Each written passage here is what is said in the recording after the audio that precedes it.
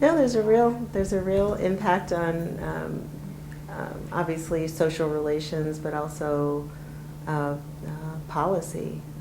And I think that if you depict black children as naturally naughty and unruly and with a sort of dangerous curiosity, then they don't need political protection. They don't need policies that protect what is actually their real vulnerability and innocence. And if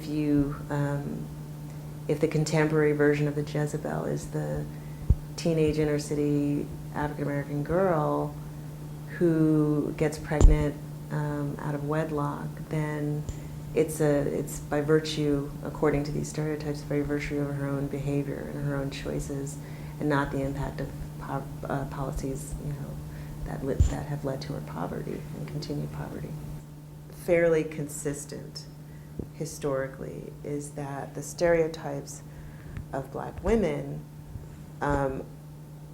are used in very similar ways now as they were used, in the 1800s. For example, in a lot of popular songs, there's usually a love triangle, and there are two African American women and one African American man, and they're both after the same man.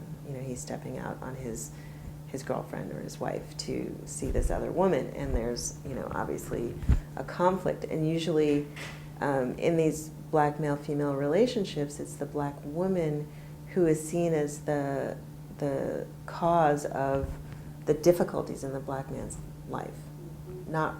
It's not because of racism that he doesn't have a job or he can't buy nice things for her.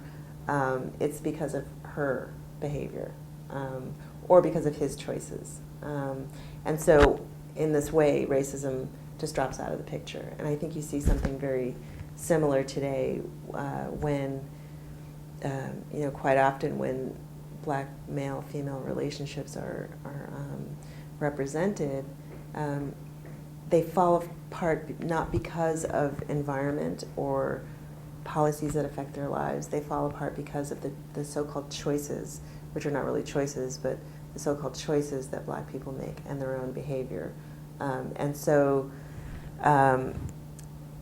the sort of larger structure of racism is never brought to bear on the chaos in these individuals' lives.